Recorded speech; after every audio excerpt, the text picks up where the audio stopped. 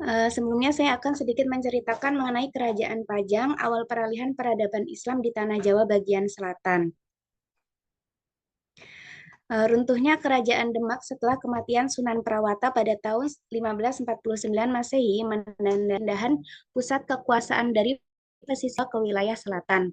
Konflik politik antar putra raja membawa Jaka Tingkir atau Hadiwijaya yang bukan keturunan Raja Demak menjadi penguasa baru. Jaka Tingkir, keturunan Kabukanigara di Pajang, pindah pindah ke Demak bersama ibunya dan menjadi komandan pengawal Sultan Trenggana. Lalu kemudian ia menikahi putri sultan dan diangkat sebagai Adipati Pajang.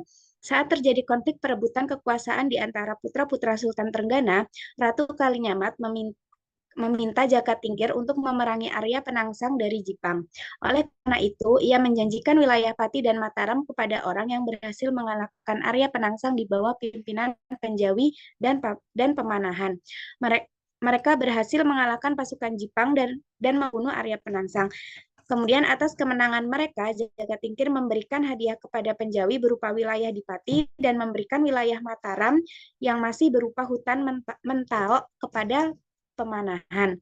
Kemudian kerajaan Pajang di bawah Sultan Hadiwijaya yang berkuasa pada 1549 Masehi sampai 1587 Masehi, menguasai wilayah Madiun, Blora, Kediri, dan lainnya, serta menyebarkan agama Islam di pedalaman Jawa. Setelah Sultan Hadiwijaya wafat pada tahun 1587 Masehi, putranya Sunan Benawa hanya berkuasa 1 tahun. Hal ini membuka jalan bagi Ki Ageng Pemanahan dan putranya Sutawijaya untuk mendirikan kerajaan Mataram di hutan Mentao, Kota Gede sekarang.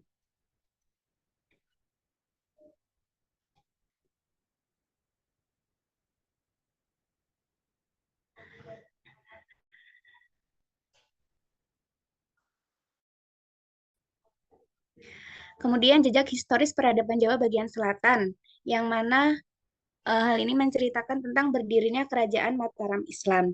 Sebelum Kerajaan Mataram Islam ini didirikan oleh Ki Ageng Pemanahan dan keturunannya, 5 ulama sudah menyebarkan Islam di alas Mentao sejak tahun 1299.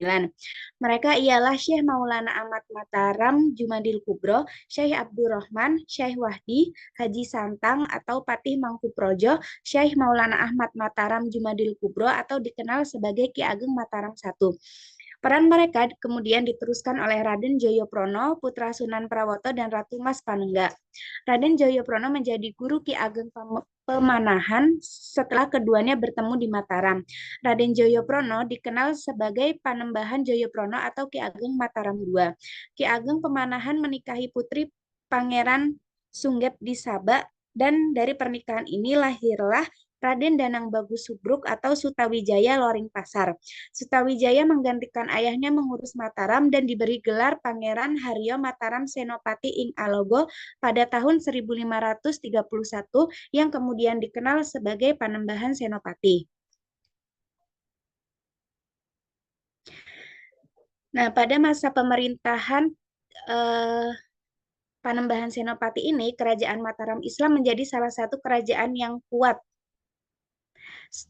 Sutawijaya diangkat menjadi penguasa Mataram Islam pada tahun 1584 dengan gelar Senopati ing Alogo. Ia memimpin Mataram selama 14 tahun, dari tahun 1587 sampai dengan 1601. Pada periode kekuasaannya, ia berhasil menyatukan daerah-daerah seperti Jipang, Madiun, Bojonegoro, dan juga Jepara. Panembahan Senopati ini sebagai peletak dasar Kerajaan Mataram merupakan sosok pemimpin yang disiplin, berani, serta memiliki sikap pemikiran kebangsawanan. Bahkan ia dianggap patut disejajarkan dengan Alexander Agung dan menjadi orang pertama dalam sejarah Jawa modern yang dapat dipandang sebagai orang yang ahli dalam seni berperang. Panembahan Senopati wafat pada tahun 1601 Masehi dan dimakamkan di Kota Gede, Yogyakarta.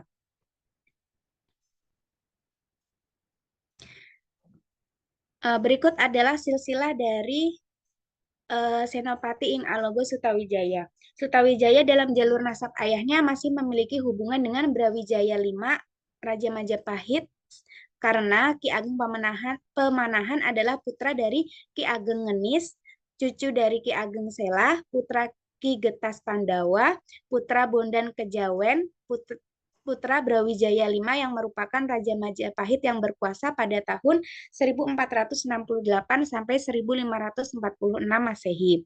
Kemudian silsilah nasab dari jalur ibunya ialah Panembahan Senopati, putra Nyi Ageng Pamenahan, putra Ki Ageng Saba yang merupakan putra Sunan Giri II, putra Sunan Giri I, Maulana Muhammad Ainul Yakin bin Said Mahmud Ishak bin Said Ibrahim yang berlanjut hingga Husain bin Ali bin Abi Thalib dengan ibunya Fatimah Az-Zahra putri Rasulullah Shallallahu Alaihi Wasallam. Kemudian setelah wafatnya Panembahan Senopati pada tahun 1601 Masehi, tahta kerajaan Mataram ini beralih kepada putranya yang yaitu Raden Mas Jolang yang dikenal dengan gelar Panembahan Hanyakrowati. Keputusan ini diambil atas saran Patih Adipati Mandaraka dan Pangeran Mangkubumi yang menilai Raden Mas Jolang sebagai penerus yang paling layak. Meskipun tradisi menyatakan bahwa putra mahkota biasanya diwariskan kepada putra sulung dari istri utama, namun pertimbangan khusus membuat Raden Mas Jolang terpilih karena saudara-saudaranya yang lebih tua sudah memiliki tanggung jawab di wilayah lain seperti Adipati Puger di Demak dan Raden Mas Gatut di Ponorogo. Pengangkatan Raden Mas Jolang tidak berjalan mulus. Adipati Puger merasa tidak puas dengan keputusan ini dan memicu perang saudara dengan menolak menghadap ke Mataram. Konflik ini berujung pada pertempuran yang sengit. Pada awalnya, pasukan Adipati Puger meraih kemenangan. Namun ketika ia mencoba menyerang Mataram, pasukannya dihancurkan oleh kekuatan besar pasukan Mataram di Prambanan pada tahun 1603. Kemudian, setahun kemudian, Demak diserbu habis-habisan oleh pasukan Mataram dan Adipati Puger akhirnya ditangkap dan diasingkan di Kudus. Pada masa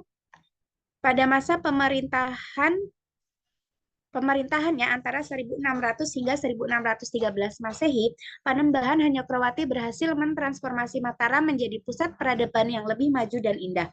Ia memerintahkan pembangunan berbagai bangunan megah seperti istana di Astana Kapuro dan taman-taman indah seperti Danalaya. Di bidang pendidikan, ia juga memberikan perhatian khusus termasuk menginstruksikan penulisan sejarah dan literatur penting seperti Babad Demak dan Suluk Wujil.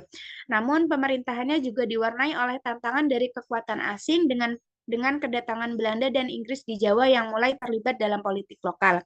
Tragisnya, pada tahun 1612, Panembahan Hanyakrowati meninggal dunia saat berburu di hutan Krapia. Setelah mengalami kecelakaan, ia dimakamkan di Krapia, Kota Gede, berdekatan dengan makam Panembahan Senopati dan Ki Ageng Pemanahan, dan dikenal dengan julukan Panembahan Sedokrapia. Wilayah ini kemudian menjadi saksi bisu akan kejayaan Kerajaan Mataram yang terus dikenang hingga kini dengan bangunan-bangunan bersejarah yang tetap tegak berdiri.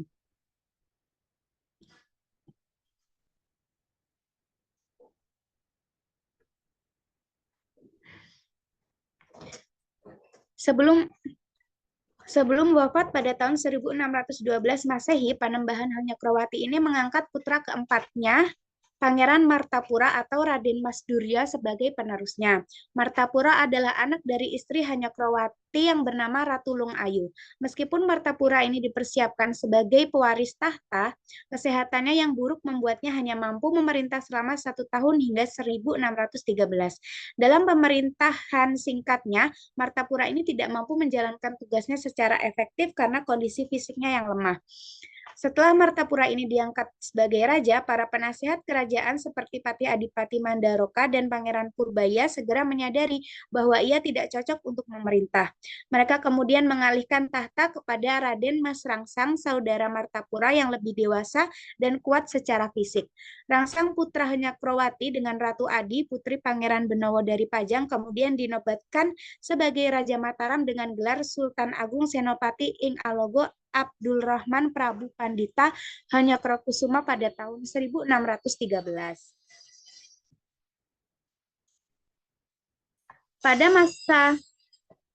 Pada masa pemerintahan Sultan Agung, ibu kota Mataram dipindahkan dari Kota Gede ke Kerta antara tahun 1613 dan 1622 Masehi. Kerta yang kemudian menjadi pusat pemerintahan ini dilengkapi dengan berbagai fasilitas seperti gamelan dan wayang kulit dan terletak di tepi sungai Gajah Wong. Setelah Kerta menjadi terlalu ramai, Sultan Agung membangun Keraton Pleret sekitar 1 kilometer dari Kerta yang menjadi pusat administrasi baru.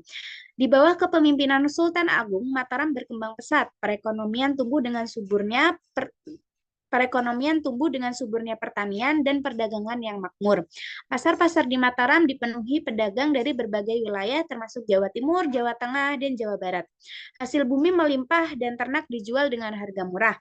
Hal ini mencerminkan kemakmuran dan kesejahteraan masyarakat Mataram.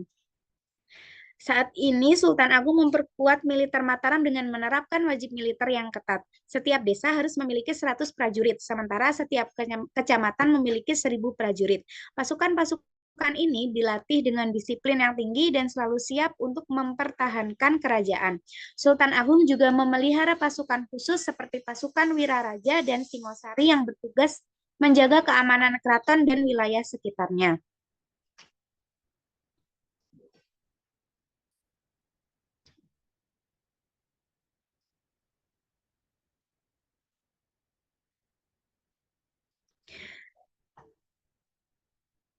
Kemudian setelah Sultan Agung Hanyakrawati, yang memerintah kerajaan Mataram ialah Amangkurat I. Amangkurat I yang bernama kecil Raden Mas Sayyidin adalah putra Sultan Agung dengan Kanjeng Ratu Kencana. Ia menjadi Raja Mataram setelah Sultan Agung wafat pada tahun 1645 dan memerintah selama 32 tahun hingga 1677. Gelarnya adalah Susuhanan ing Alaga Prabu Amangkurat Agung Tegal Arum. Pada tahun 1647, Amangkurat I memindahkan ibu kota dari Kerta ke Pleret yang kemudian menjadi pusat pemerintahan baru. Di sana ia membangun fasilitas seperti Masjid Agung Ngeksigondo untuk ibadah dan kolam besar bernama Segaryoso sebagai tempat bersantai. Amangkurat I dikenal sebagai raja yang sangat kejam dan otoriter. Ia tidak segan-segan membantai siapa saja yang dianggap mengancam kekuasaannya, termasuk keluarga dan ulama. Pembantaian besar-besaran terhadap para ulama dan keluarganya yang mencapai sekitar 6.000 orang adalah salah satu contoh kekejamannya. Kekejaman dan kebijakan tirani Amangkurat I menyebabkan ketidakpuasan dan konflik di dalam kerajaan tersebut. Di akhir masa pemerintahannya, Mataram dihadapkan pada ancaman dari beberapa pihak seperti Trunajaya dari Madura, pasukan Bayaran Makassar, dan Raden Kajoran. Putra mahkota Adipati Anom juga bersekutu dengan Trunajaya untuk melawan ayahnya karena ayahnya ini dianggap kejam. Setelah Mataram diserang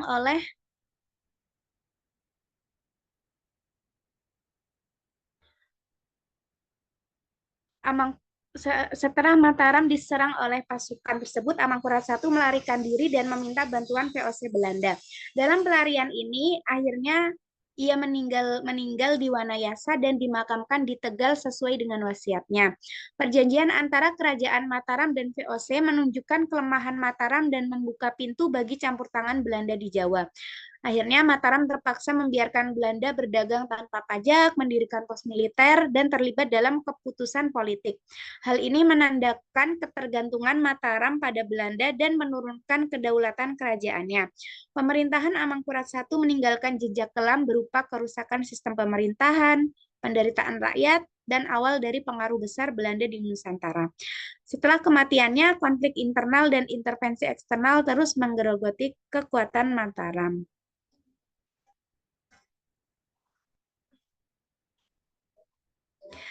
Sekian cerita singkat yang dapat saya sampaikan. Kurang lebihnya mohon maaf. Terima kasih. Wassalamualaikum warahmatullahi wabarakatuh.